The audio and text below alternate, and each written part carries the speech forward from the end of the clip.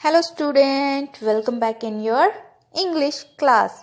It's your book English Clear of class 5th, chapter number 20, invention of wheel means पहिए का आविष्कार। तो आज जो आप देख रहे हो व्हील, सभी चीज़ों में कार, ट्रेन, आपकी बस, everything that is transport have a wheel.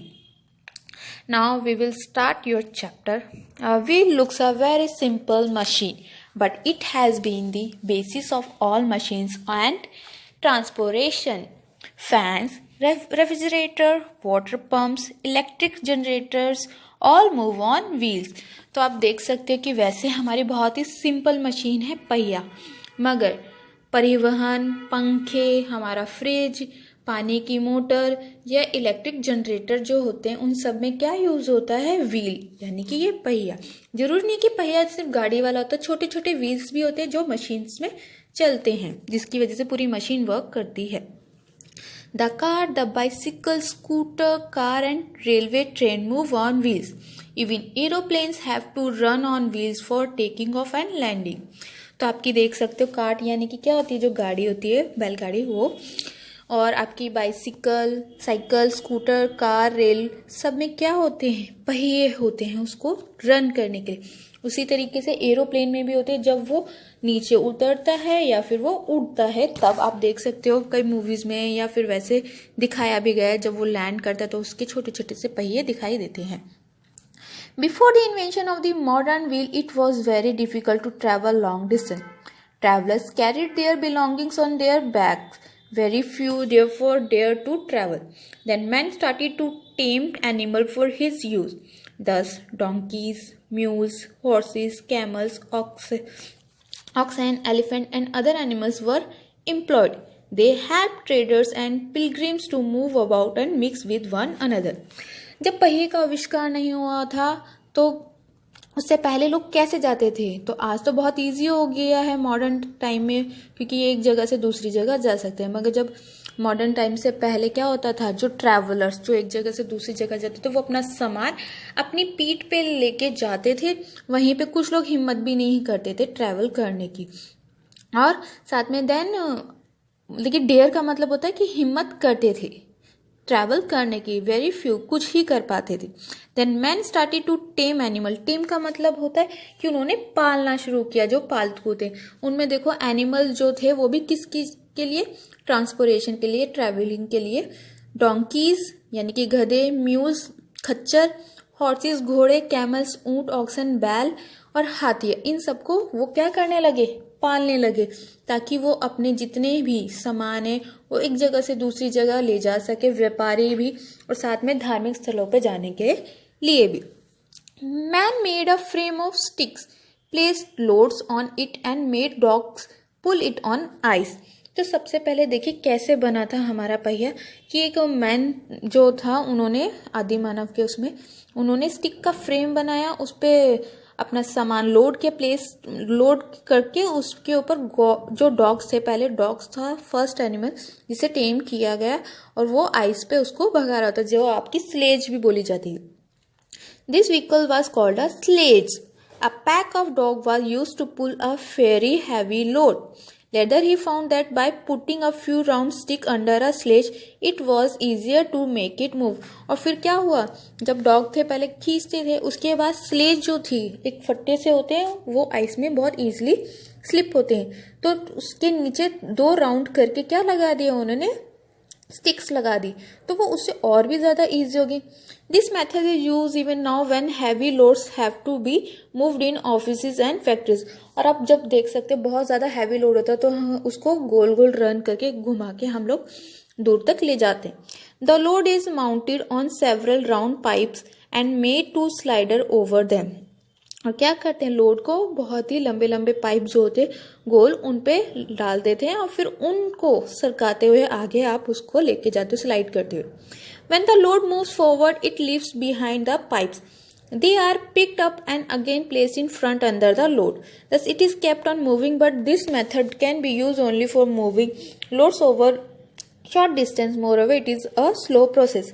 और इसको सिर्फ छोटी जगह के लिए ही यूज़ कर पाते थे, बड़ी के नहीं, क्योंकि इसमें क्या होता है, ये स्लो प्रोसेस होता है, बहुत धीरे धीरे कि पाइप से रोलिंग है उसके ऊपर करते करते सामान आगे चला जाता है.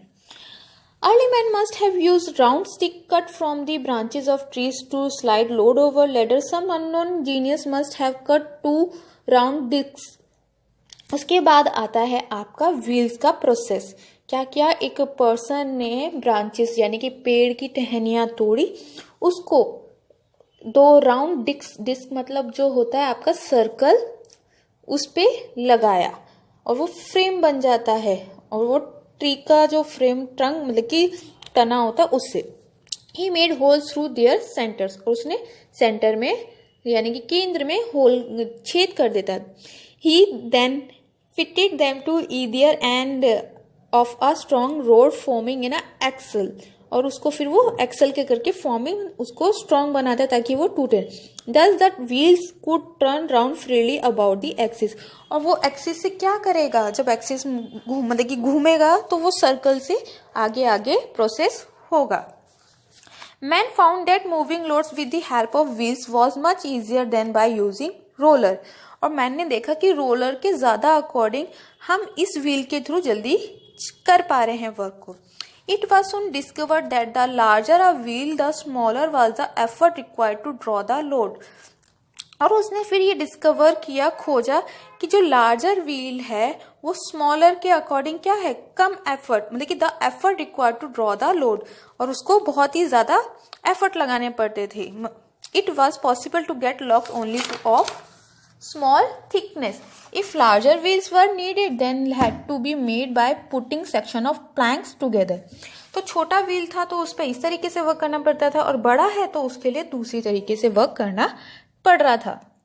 A strip of metal placed around the outer circle of the wheel formed a tire which had the piece firmly together. It gave a smoother running surface. Besides, the metal tire could stand wear and tear better than wood. उसके बाद देखो आपका आता है metal का circle. जो metal circle है जैसे कि आप साइकिल में देख सकते हो और आप कार में देख सकते हो, तो उसमें क्या होता है, मेटल के होते हो, उसमें क्या हो, ऊपर आपकी स्मूदर जो ब्लैक कलर की टायर लगा होता है जिससे कि वो स्टैंड कर पाता है और काफ़ी टाइम तक अच्छे से चल पाता है. और ये लकड़ी के अकॉर्डिंग ज़्यादा अच्छा होता है, ज़्यादा अच्छा होता था. At first the cart had just 1 pair of wheels. Later on 2 or more pair of wheels were used to make wagons. These carried heavier loads and were pulled by team of animals. तो यहाँ पे क्या है, उसके पहले देखिए एक ही मतलब कि 2 व्हील्स 2 पहिए का यूज़ करके किया गया, फिर 2 से ज़्यादा पहिए का यूज़ किया गया. उसके बाद क्या हुआ, आप देखिए धीरे धीरे आपके जो पहिए हैं वो एक्सटेंड होते गए, बढ़ते गए, और यहाँ पे आपके काम जिस तरीके से हैवी लोड है जो भी है उसकी तरह से काम शुरू होने लग गया. तो ये एक क्या हो गया, पहिए का हम यूज़ देख पा रहे हैं कि किस तरीके से हमारा जो पहिया था, व्हील था, that is use in a various machine in and also in a transport vehicles. With a metal band to hold the piece together, it was no longer necessary to have a solid wheel. The central hub and the rim needed only a few strips of wood to hold these parts together. These strips of wood were called spokes and they made the wheel much lighter. अब उसके बाद देखिए जब आप tyre है मतलब कि आपका जो व्हील था, पहिया था, उसको मेटल का बनने के बाद बहुत सारे अलग अलग पीसेस जोड़ने लगे, उससे वो और भी ज़्यादा ईजी हो गया, सॉलिड हो गया. साथ में उसमें देखिए कौन कौन सी चीज़ें ऐड हुई.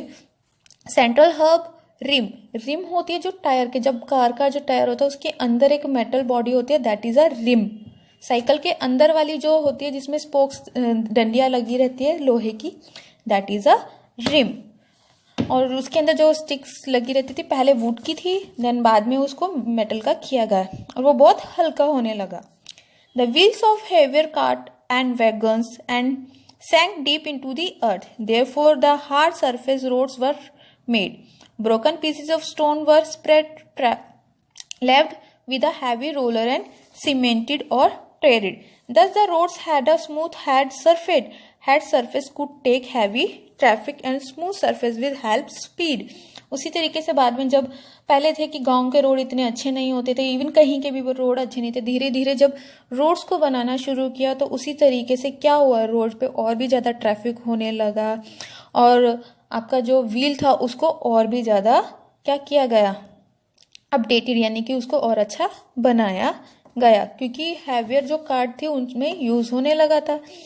साथ ही साथ इसके साथ आप देख सकते हैं जो पहिया, उसके बिना आज बहुत सारे काम है जो नहीं हो सकते, क्योंकि मशीन के अंदर छोटे रोल्स लगे होते हैं, that is also a wheel.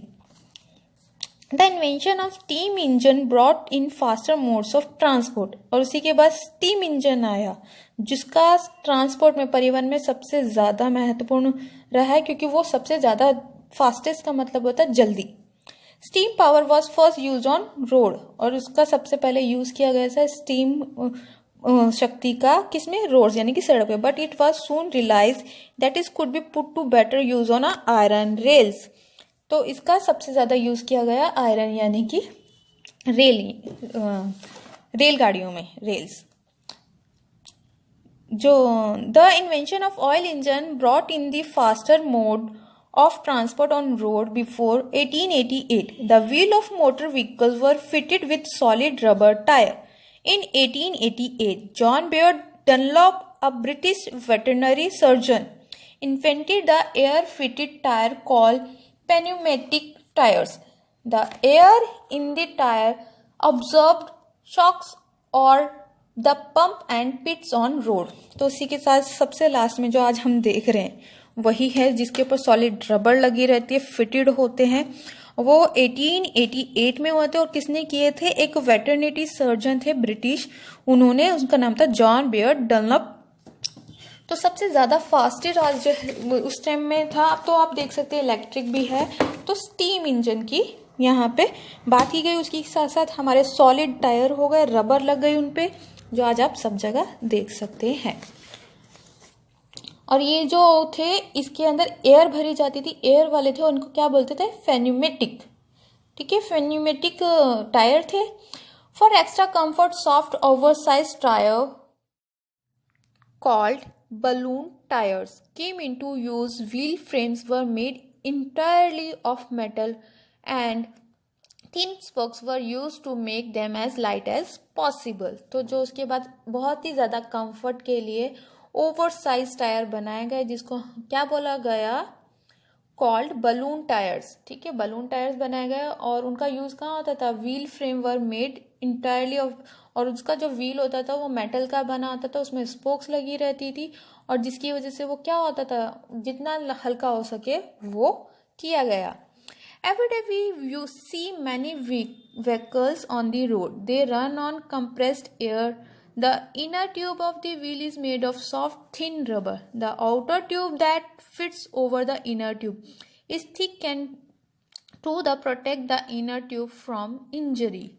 It is the inner tube filled with air which carry heavy loads of several tons in trucks.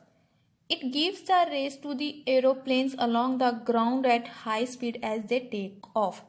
तो इसी के साथ आपका जो चैप्टर है क्या होता है, ख़त्म होता है। तो हम आज के सभी लोग एवरीडे सभी क्या देखते हैं, सभी व्हीकल्स में क्या लगे हुए हैं, हमारे टायर्स लगे हुए हैं, जितने भी रोड पे चल रहे हैं, सड़क पे चल रहे हैं।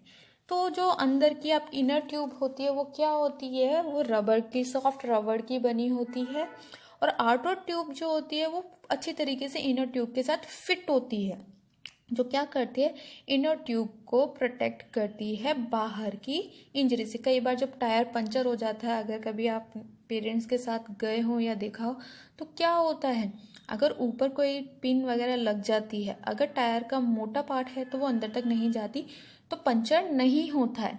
अदरवाइज क्या होता है, टायर पंचर हो जाता है, फिर हमें उसे ठीक कराना पड़ता है। तो हमारी आउटर जो टायर है वो इनर ट्यूब को क्या करता है, प्रोटेक्ट करता है। उसके अंदर हवा होती है और वही हवा क्या करती है, हमारे लोड को कैरी करके आगे ले जाती है। उसी तरीके से एरोप्लेन्स में भी होती है, और वो क्या करता है, जब ग्राउंड से हाई स्पीड से ऊपर जा रहा होता है, टेक ऑफ करता है, तो वही प्रेशर लगता है और वो उड़ पाता है। Thank you so much students. Word zone, do in your notebook. I'll give you a tick some new words. do in your notebook. Do not write all new words in your notebook. Bye bye.